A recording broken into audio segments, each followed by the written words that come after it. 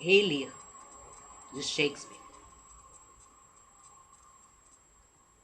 Composta, segundo os estudiosos, entre os anos de 1605 ou 1606, Rei Lear é uma peça, para muitos, próxima das obras da natureza, né, dos fenômenos da natureza de tão grandiosa.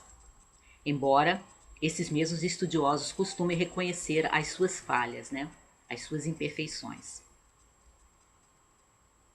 Rei Lear é uma peça, em grande parte, sobre envelhecer sem sabedoria. É uma peça sobre a velhice. Mas pior, não é simplesmente uma peça sobre a velhice e com aquelas associações que muitas vezes acompanham a velhice, que são a doença, a pobreza. A doença e a pobreza vão ter o seu momento em Rei Lear, acompanhando a velhice, mas não é o pior, o mais doloroso e aquilo que dá realmente o tom trágico da peça. Rei Lear é uma história de um homem que envelheceu, mas não ficou mais sábio por isso. E essa observação sobre envelhecer sem ter se tornado sábio está inclusive nos lábios de um dos personagens da história, o Bobo, né? Aquela figura que tinha licença na corte para dividir, para divertir, né, todos que estavam presentes, que era o bobo do rei, e pelo fato de ser o bobo do rei tinha licença para dizer algumas coisas que outras pessoas e assim outros personagens não poderiam dizer impunemente. É o bobo do Rei Lear que faz essa observação. Não deverias ter envelhecido sem te tornares sábio. Para a Germaine Greer, Rei Lear é uma peça sobre a senilidade, sobre um homem que a sua mente já não funciona tão bem e já está em decadência. E, segundo ela, existe uma relutância estranha dos comentadores estudiosos do Rei Lear de não abordarem esse aspecto. Talvez, em parte, ela supõe, porque se você diz que o herói da peça está com uma velhice que afeta o seu cérebro, né, o seu cérebro, a sua mente, o seu raciocínio, você vai diminuir a heroicidade, né, desse personagem. Ele já não vai ser heróico, porque na verdade, né, a sua mente está em decadência. Essa é a visão da Germaine Greer. Segundo a Bárbara Eliodora, Rei Lear é uma peça sobre o desconhecimento dos filhos pelos seus próprios pais. É uma peça sobre pais que não sabem que tipo de filhos têm, que se enganam o tempo todo e tragicamente sobre o caráter de cada um dos seus filhos. Eu diria que, além de ser uma peça sobre envelhecer sem sabedoria, coisa que você já vai encontrar no próprio texto do Shakespeare, como se ele quisesse nos dar uma pista do que a peça trata, né? Também é uma peça sobre a deslealdade dos filhos e a lealdade dos filhos que foram injustiçados por seus pais, porque a gente vai ter isso. E tão marcante como se o Shakespeare, como disse a Bárbara Eliodora, quisesse deixar isso bem claro, que ele mostra esse tema em duas tramas paralelas dentro de Rei Lear. Primeiro, a gente tem a história do Rei Lear, que é esse rei que está se aposentando, está se afastando do poder, e aí ele decide que ele vai deixar o poder e as terras e, né, todo o seu reino na mão das filhas e vai se afastar. Vai apenas descansar e desfrutar agora, mas não vai exercer o seu poder como rei. E aí ele manda chamar as três filhas. E nós já temos nessa cena o primeiro sinal de que esse homem não envelheceu com sabedoria. Ele exige das filhas que elas falem, elogiem o pai, digam o quanto amam, enfim, que elas o lisonjeiem. Isso não é um sinal de sabedoria. As duas primeiras filhas, a Goneril e a Regane, fazem isso. Elas embarcam, né, nesse capricho do pai e realmente fazem aquilo que ele quer. Elas o elogiam e usam de uma eloquência para falar do quanto elas o amam.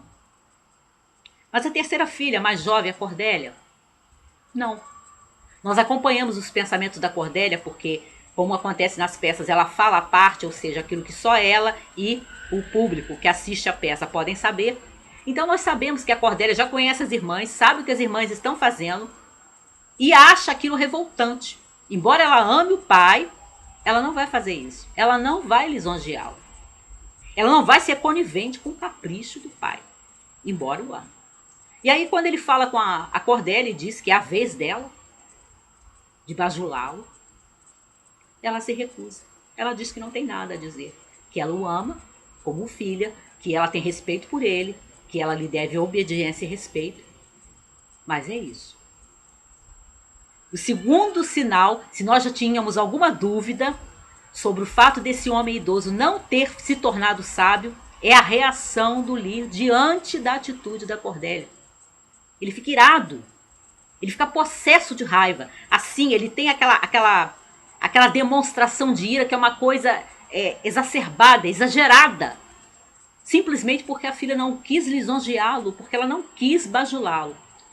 E aí ele a distrata diante dos outros nobres, né, toda a corte que ali está, e a deserda e retira o seu dote, manda chamar os 2 pretendentes da Cordélia, né? E um deles, quando fica sabendo que ela não tem mais dote, retira o seu pedido de casamento. Mas o outro aceita, e aceita com alegria, e diz que ela vale muito mais do que qualquer dote, e leva a Cordélia. Esse é o primeiro exemplo do tema dos filhos e dos pais. E aí a gente tem também a história do Gloucester, que é um nobre, que é da corte do Lear, que está ali presente, por sinal, que ele tem 2 filhos. Um filho mais velho, que é o Edgar, e o outro que tem quase um ano menos do que o Edgar, a diferença mais ou menos de um ano, e que é o Edmund, e que é um filho bastardo, fruto do adultério do Gloucester, muitos anos atrás. E ele ficou sabendo, né, que a mulher com quem ele adulterou teve um filho, ele cuidou da educação desse filho, e no início da peça aparece ele apresentando o Edmund, esse filho bastardo, à corte, e reconhecendo que ele é filho. A gente deduz, embora a peça não fale, que a sua esposa deve ter falecido, e por isso agora ele está trazendo o filho legítimo para junto dele, né? E o está apresentando ao resto dos nobres. E o Gloucester também não mostra sabedoria como pai. Ele também não conhece os filhos que tem. Porque o Edmund, como bastardo, ele não está de acordo com o fato de que não tem direito, né, a ser o herdeiro. Embora tenha recebido uma boa educação, e tudo indica que vai ser muito bem tratado pelo pai, que o pai o trouxe para morar com eles. E o Edmund o que faz? Começa a tramar, começa a intrigar. Ele intriga o seu irmão, o seu meio-irmão mais velho, o Edgar, junto ao pai, para poder ficar nas boas graças do pai como um único filho, esperando, né, conseguir o poder, né, conseguir inclusive a posição do pai como novo duque de Gloucester. E ele vai conseguir isso, porque a sua primeira traição, né, feita de hipocrisia, de mentiras, vai levar a outras junto ao pai. Tanto Lear quanto Gloucester vão pagar caro por isso que eles estão fazendo, pelo fato de não conhecerem os filhos que têm, pelo fato, no caso do Gloucester, de acreditar tão facilmente que aquele filho com quem ele convivia, né, lhe quer mal, o traiu, né? E eles vão pagar tristemente ao longo da peça com grande sofrimento, pelo fato de não conhecerem os filhos que têm. Um por vaidade, por falta de sabedoria, e o outro por credulidade. E, de uma certa forma, talvez, dentro da peça, como um resultado de alguma coisa errada que ele já tinha feito muitos anos antes, quando ele traiu a esposa e gerou esse filho, que agora vai atraiçoá-lo.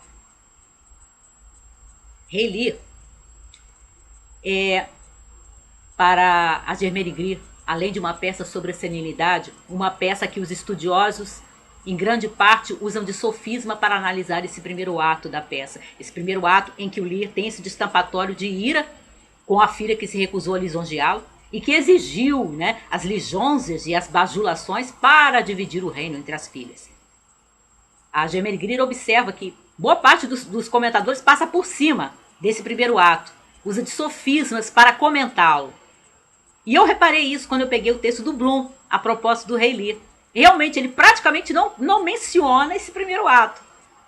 Quando esse primeiro ato, na verdade, explica que, no meu entender e no entender da própria Germaine Greer, o sofrimento do Lear, como o sofrimento do Gloucester, vai ser provocado pelas suas próprias atitudes, pelo seu próprio comportamento. Eles são responsáveis, tanto o Lear quanto o Gloucester, por aquilo que eles vão sofrer. E aí diz a Germaine Greer que talvez os estudiosos não gostem de se deter sobre isso, porque isso tiraria do Lear a sua estatura, né? A sua estatura de herói trágico. Porque dentro da visão do que é a tragédia, que vem desde a época dos gregos e que foi colocada, normatizada, vamos dizer, pelo Aristóteles na sua obra poética, dentro do conceito de tragédia grega, né, o herói trágico, ele sofre pelo destino, pelos deuses, ele não sofre por culpa dos seus erros, né, como resultado das suas más escolhas. Mas o teatro shakespeariano frequentemente subverte esse conceito de tragédia. Quem pegar Macbeth, por exemplo, vai perceber isso claramente. Tudo que Macbeth vai sofrer não é por causa dos deuses, não é por causa do destino, mas por causa das suas escolhas erradas. Isso acontece com outros protagonistas de peças do Shakespeare.